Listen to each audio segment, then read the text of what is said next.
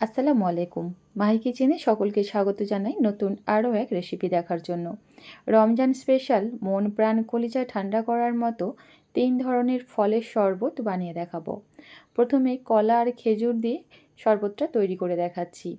আমি এখানে 3টে পাকা কলা নিয়েছি। কলার খোসাগুলো ছাড়িয়ে এভাবে ছোট ছোট টুকরো করে কেটে নিয়েছি। কলার পরিমাণ তোমরা তোমাদের প্রয়োজন মতো বাড়িয়ে কমিয়ে নেবে। এবার এই কলাগুলো মিক্সিং জারের মধ্যে নিয়ে নিচ্ছি। এবার দিয়ে দেব 5-6টার মতো খেজুর। আমি এখানে 6টা খেজুর দানা ছাড়িয়ে এভাবে কুচি কুচি করে কেটে নিয়েছি। দিয়ে দিচ্ছি 2টো কাজু বাদাম আর 4টে কাঠবাদাম। এতে করে কলার এই শরবতটা খেতে অনেক বেশি টেস্টি হয়। তবে এটা টোটালি অপশনাল, ইচ্ছা গেলে অ্যাড করবে, তা নাহলে স্কিপ করতে পারো। মিষ্টির জন্য দিয়ে দিলাম 1 চা চামচ চিনি। তোমরা চাইলে এটা স্কিপ করতে পারো, যেহেতু এখানে খেজুর ব্যবহার করছি, না দিলেও চলবে। আর দিয়ে দিলাম শরবতের টেস্ট আরও কয়েক গুণ বাড়ানোর জন্য 2 চা চামচ পরিমাণ গুঁড়া দুধ। আর সুন্দর একটা ফ্লেভারের জন্য একটা এলাচ দিলাম আর 1 থেকে 2 ফোঁটার মতো রোজ এসেন্স দিচ্ছি। এইভাবে একবার কলার এই শরবতটা বানিয়ে দেখবে, খেতে কিন্তু ভীষণ টেস্টি হয়। দেখবে ইফতারে প্রতিটা দিনই এই শরবত বানিয়ে খাওয়ানোর আবদার আসবে। আর তারই সাথে দিয়ে দিচ্ছি 3-4টের মতো বরফের টুকরো।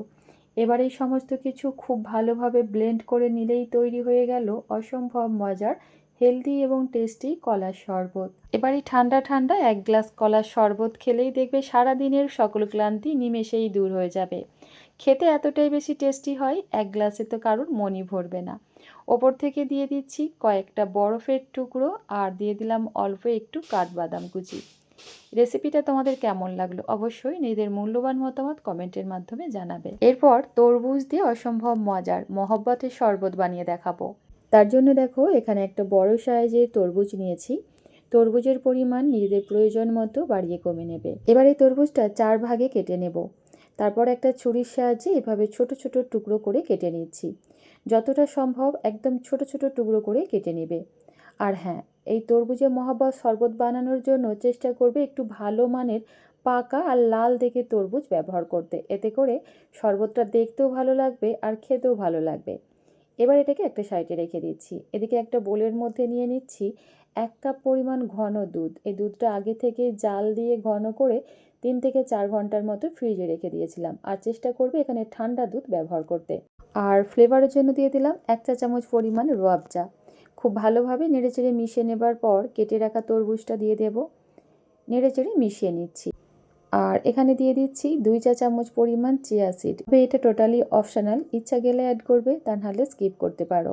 আবারও সমস্ত কিছু খুব ভালোভাবে মিশিয়ে নিচ্ছি। তো তৈরি হয়ে গেল অসম্ভব মজার হেলদি এবং টেস্টি তরমুজের মহব্বত শরবত। তাই রেসিপিটা মিস না করে ইফতারে মন প্রাণ কলিজা ঠান্ডা করার মতো তরমুজের এই শরবতটা বানাও। আর খেয়ে তোমাদের কেমন লাগলো অবশ্যই নিজেদের মূল্যবান মতামত কমেন্টের মাধ্যমে জানাবে। এবার তোমাদের আমি টক ঝাল মিষ্টি আঙ্গুরের শরবত বানিয়ে দেখাবো। তার জন্য এখানে আমি আঙ্গুর নিয়েছি। আঙ্গুরের পরিমাণ তোমরা তোমাদের প্রয়োজন মতো বাড়িয়ে কমিয়ে নেবে। তো আমি এখানে 2 বাটির মতো আঙ্গুর ব্যবহার করছি। তবে তোমরা যখন এই শরবতটা তৈরি করবে চেষ্টা করবে একটু বেশি পরিমাণে বানাতে, কারণ এই শরবতটা খেতে এতটা বেশি মজার হয়, বাচ্চা থেকে বড় সকলেই ভীষণ পছন্দ করবে।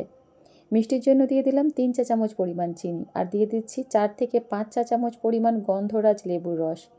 দিয়ে দিচ্ছি হাফ চা চামচের থেকে একটু কম বিট লবণ। আর আঙ্গুরের এই শরবত তৈরি করার জন্য মূল উপকরণ হচ্ছে এই জলজিরা। জলজিরা ছাড়া এই আঙ্গুরের শরবত কিন্তু খেতে ভালো লাগে না, তাই চেষ্টা করবে অবশ্যই জলজিরা ব্যবহার করতে। আমি এখানে 3 প্যাকেট জলজিরা ব্যবহার করেছি। এবার কয়েকটা বরফের টুকরো আর অল্প একটু পানি দিয়ে খুব ভালোভাবে ব্লেন্ড করে নিয়েছি। এবারে এই শরবতের মিশ্রণটা একটা ছাঁকনি দিয়ে খুব ভালোভাবে ছেঁকে নিব। এতে করে দেখবে আঙ্গুরের খোসাগুলো স্ট্রেনারের মধ্যে থেকে যাবে আর শরবতটা খেতেও ভালো লাগবে। তৈরি হয়ে গেল অসম্ভব মজার টক ঝাল মিষ্টি আঙ্গুরের শরবত। তাই ইফতারে এই ঠান্ডা ঠান্ডা আঙ্গুরের শরবতটা অবশ্যই বানিয়ে দেখো, আশা করছি তোমাদের ভীষণ ভালো লাগবে। আচ্ছা, তোমরা চাইলে এখানে অল্প একটু সোডা ব্যবহার করতে পারো, সেক্ষেত্রে শরবতটা খেতে আরও অনেক বেশি ভালো লাগবে। আচ্ছা, তোমাদের কাছে কোন ফলের শরবতটা অনেক বেশি ভালো লাগলো অবশ্যই নিজেদের মূল্যবান মতামত কমেন্টের মাধ্যমে জানাবে। আজ তাহলে এ পর্যন্তই। আল্লাহ হাফিজ। আসসালামু আলাইকুম।